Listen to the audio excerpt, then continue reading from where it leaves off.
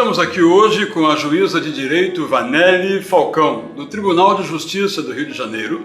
Ela atua como titular na comarca de Rio Claro, no interior do estado do Rio de Janeiro, e também juíza eleitoral. Uma pessoa muito preparada, professora de direito penal, e certamente eu e você vamos aprender muito mesmo com ela. Vanelly, como você se tornou juíza? Sempre sonhou em ser juíza? Está feliz em ser juíza de direito? Israel, eu costumo dizer que Deus me conduziu para o exercício da magistratura, para o exercício da judicatura, e que os sonhos de Deus foram até maiores do que os meus sonhos, porque o concurso da magistratura é um concurso muito difícil, é um concurso que dura aproximadamente de 1 ano a 1 ano e meio, entre as provas, todos os exames, e Deus foi me conduzindo passo a passo até eu conseguir alcançar o concurso da magistratura. Passei no primeiro concurso que fiz, já ocupava um cargo público antes de ser magistrada. À época eu era delegada de polícia aqui também do estado do Rio de Janeiro há 3 anos, e Deus reservou a magistratura para mim. Sou feliz, sou realizada, entendo que o juiz exerce uma função social. A gente costuma dizer que atrás do processo tem gente. Então, nós temos um compromisso com o jurisdicionado, em que pese nós termos uma série de formalidades legais a serem observadas na condução do processo, o juiz ele nunca pode perder de vista que ele exerce uma função social e que ele está ali para resolver um problema, dirimir um conflito, solucionar um problema de pessoas que esperam, anseiam pela jurisdição, anseio pela distribuição da justiça, e eu procuro me colocar diante de Deus sempre no sentido de que eu possa prestar o melhor serviço jurisdicional possível, prestar o melhor de mim. O juiz, ele gosta de um conceito bom na sociedade, mas apesar disto, sobra assim uma dúvida. E a dúvida é a seguinte: o juiz tem 2 meses de férias. O juiz trabalha muito ou trabalha pouco? O juiz trabalha muito. E essa previsão legal dos 60 dias de férias para o magistrado é justamente em função dessa sobrecarga, para que o magistrado consiga se recuperar até a saúde dele para poder prestar a jurisdição. Então, o que a gente tem hoje nos magistrados de todo o país, se for fazer uma radiografia, são pessoas que ingressaram na magistratura sem nenhum problema de saúde, que hoje possuem cardiopatias, têm problemas cardíacos, problemas de coração, são hipertensos, justamente por conta da forte carga de estresse. O juiz trabalha muito, trabalha aos finais de semana, trabalha aos feriados, leva processo para casa. Existem processos que, diante da complexidade do processo, ele não tem condições de julgar dentro do gabinete, porque no gabinete o juiz está ali para atender o advogado, no fórum ele está para fazer as audiências, para realizar outras atividades administrativas que também são da atribuição do juiz. Então não tem condições do juiz se dedicar a processos de alta complexidade no interior do gabinete. Então, não só por conta do volume, como por conta da complexidade, o juiz acaba sendo obrigado a levar muito processo para casa. E no que pertine às férias de 60 dias, por vezes o juiz sequer consegue gozar o segundo período de férias, porque por necessidade de serviço, muitas das vezes o próprio Tribunal de Justiça local ele é obrigado a cancelar as férias dos juízes. Um exemplo que nós temos agora é a própria questão da justiça eleitoral. As minhas férias, eu sou juiz eleitoral, então temos eleições municipais esse ano. As minhas férias do segundo semestre já foram canceladas pelo Tribunal de Justiça aqui do Rio, justamente para que nós possamos prestar a justiça eleitoral, a jurisdição eleitoral no segundo semestre desse ano. Penso que ficou bem clara a sua resposta, mas ainda assim a população acha que a justiça é lenta. Eu soube de um caso, por exemplo, em Búzios, que uma questão demorou mais de 50 anos para ser julgada. Era uma questão patrimonial, de herança, e várias pessoas já morreram e não receberam o benefício. Uma pessoa, quando entra na justiça trabalhista, por exemplo, às vezes demora 10, 12, 15 anos para receber o seu direito. Afinal, a justiça é lenta ou não? Israel, muitas das vezes, essa lentidão que é imputada à justiça, ao poder judiciário de uma maneira geral, ele não necessariamente é do poder judiciário. Então, muitas das vezes o processo ele se arrasta ao longo de muitos anos, se tem uma morosidade processual muito grande por inércia, por desígnio das próprias partes. Então, às vezes, o juiz fixa um prazo para que a parte cumpra uma determinada medida e a parte não cumpre naquele prazo. A lei fixa prazos também para que sejam estabelecidas algumas medidas, para que seja dado andamento ao processo e a parte não cumpre. Por vezes, o processo chega aí para o arquivo sequer sem ser sentenciado por abandono das partes.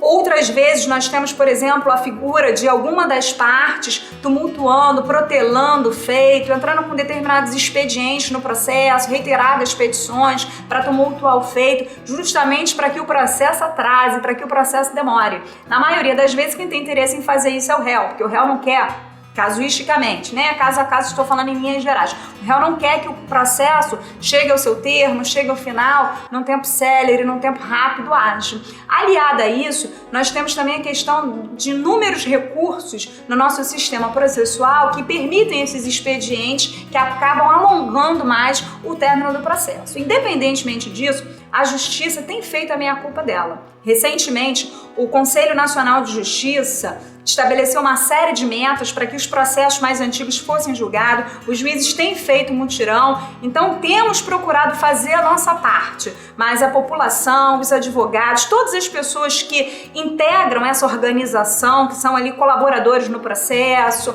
o advogado, o defensor público, o Ministério Público, todas as pessoas envolvidas com o processo também precisam colaborar para que nós possamos prestar jurisdição de forma célere e ágil. A resposta foi clara, mas há algo ainda na boca do povo. O povo diz o seguinte: justiça não é para todos no Brasil. Justiça para o rico e cadeia para o pobre. A justiça brasileira é justa? A justiça brasileira é justa, não existe essa injustiça sob o ponto de vista formal. O que acontece é que o pobre, muitas das vezes, não tem condições de pagar um bom advogado e não consegue ter acesso à jurisdição, ter acesso à justiça como deveria. Eu acredito que essa percepção ela já começou a ser reformulada a partir da Constituição de 88, com o fortalecimento das instituições democráticas. Então nós temos hoje, à guisa de exemplo, a Defensoria Pública, cada vez mais estruturada, cada vez mais ao alcance da população. Então, Rio de Janeiro, por exemplo, tem uma das melhores defensorias públicas do Brasil, se não a melhor, e a partir da Defensoria Pública, dos órgãos de defesa do consumidor, a população começa a ter mais acesso ao judiciário. A partir do momento que a população tem acesso ao judiciário, tem acesso à ampla defesa que é assegurada na Constituição da República, começam a ser reduzidas essas diferenças. Agora vamos mudar um pouquinho o foco, vamos falar das famílias. Você é mãe, você é juíza, você é cristã.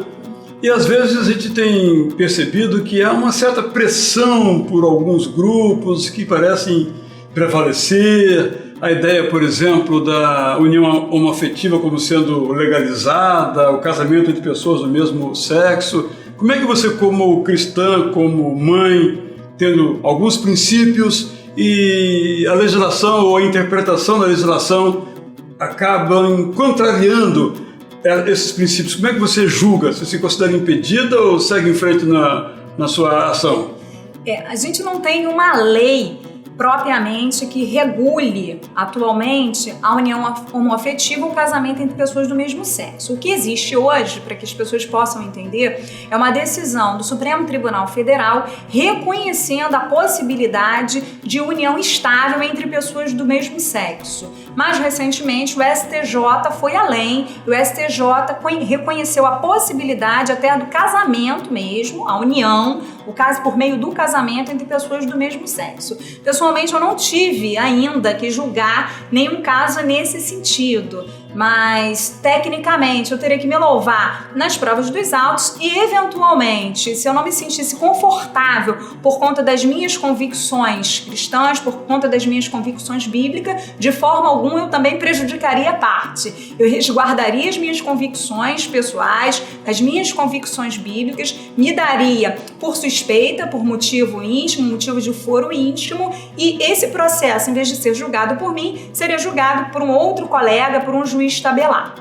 que é o que a gente chama, no caso, tabelamento, para que as pessoas entendam, é quando um juiz está impedido ou suspeito, existe um tabelamento feito pela Lei de Organização Judiciária Local, para que nos impedimentos ou suspeições daquele magistrado, um outro magistrado possa julgar aquele processo que originariamente seria julgado pelo magistrado suspeito ou impedido, para que a parte não seja prejudicada e para que seja assegurada a imparcialidade que deve ser preservada no processo judicial.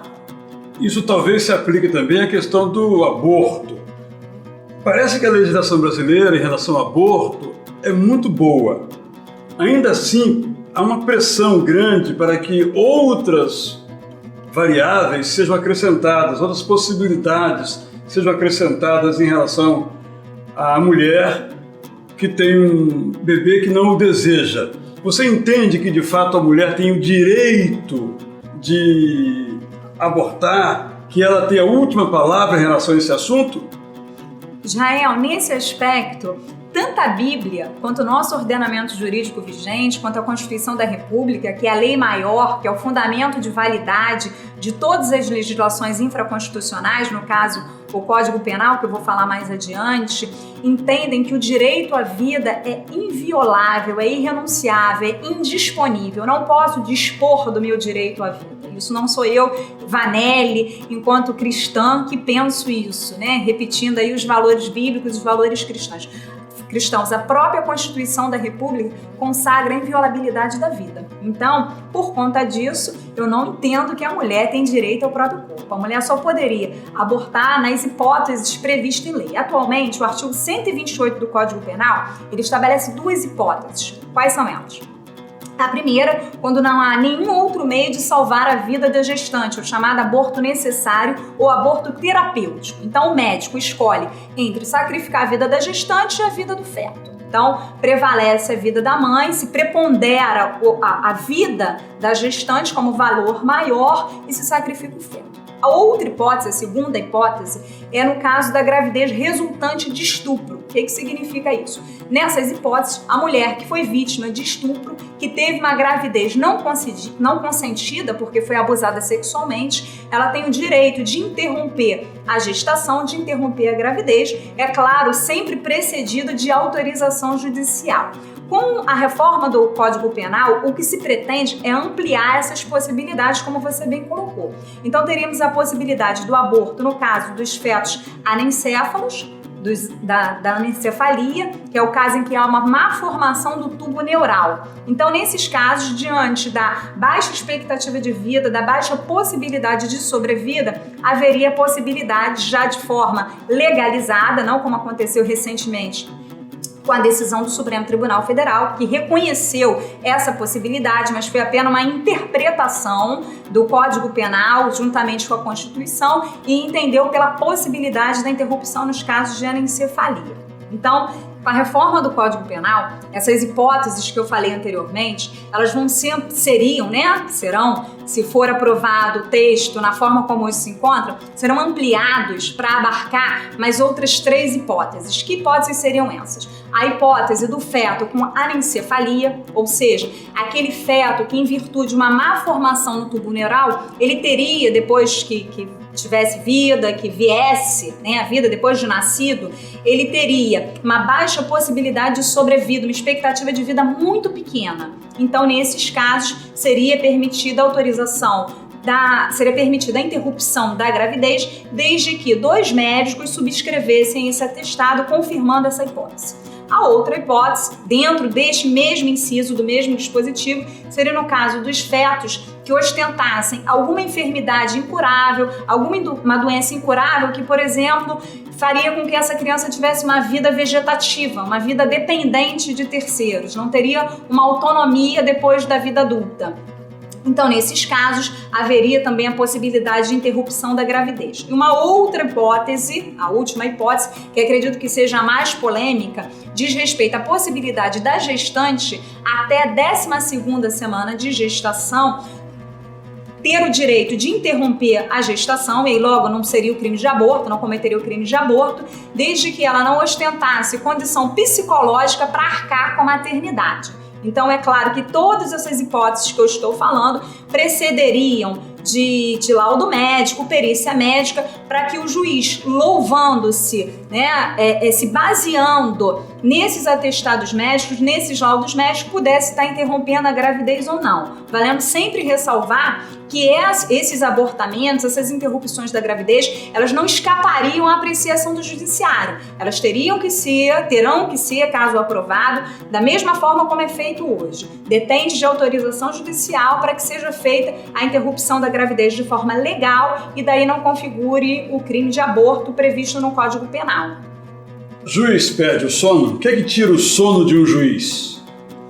Literalmente, o que tira o sono de um juiz é o volume de processos para serem decididos e sentenciados. Eu mesmo já por diversas vezes já virei a madrugada sentenciando, decidindo processos, já acordei de madrugada sem conseguir dormir pensando nos processos, sobretudo em se tratando de processos de réus presos, porque existe um prazo para ser concluída a instrução do processo, para ser concluído o processo em si, para ser sentenciado, e quando há esse excesso de prazo, a consequência do excesso de prazo é exatamente o relaxamento da prisão por conta da ilegalidade do excesso de prazo, que é uma coisa que o juiz costumeiramente procura evitar ao máximo para que não aconteça e a jurisdição seja prestada. Cornélia, poderíamos aqui continuar por muito mais tempo conversando, tratando de outros assuntos. Quero lhe agradecer e esperar que você possa voltar aqui para falarmos, por exemplo, na área do direito penal, que é a sua paixão, do direito eleitoral, que você também tem atuação nisso. Quero então agradecer e já solicitar o seu retorno aqui ao nosso convite à vida. Muito obrigado. Muito obrigada, eu é que agradeço o convite, espero que eu tenha podido colaborar, contribuir de alguma forma para que as dúvidas da população possam ter sido aclaradas e terem uma imagem mais realista do Poder Judiciário, do exercício da magistratura. Da mesma forma, eu gostaria de deixar bem claro para todas aquelas pessoas que estiverem nos assistindo que a magistratura brasileira tem procurado se empenhar ao máximo através da realização de mutirões, através de esforços conjuntos para poder julgar o maior número de processos num tempo menor possível, num período menor, e dessa forma está prestando a melhor jurisdição possível para que seja assegurada a duração razoável do processo, tornando efetivo um princípio que já se encontra esculpido, já se encontra garantido na Constituição da República. Quanto a cada um de nós, acho que é muito importante, pensando em justiça, que levamos em conta dois aspectos muito valiosos, que não são meus. Foram ensinados por Jesus dois princípios. O primeiro é o seguinte: aquilo que você quer que os outros façam a você, faça você aos outros. Quando nós considerarmos isto, haverá justiça independentemente de quaisquer outras condições. E há um princípio ainda maior, de ouro, princípio áureo, também de Jesus. Ame ao seu próximo como se amasse a você mesmo. Se você quer justiça, só haverá justiça de fato quando o amor ao próximo, o amor ao outro, for colocado como valor maior da sua vida. Em outras palavras, a justiça começa comigo, ela começa com você.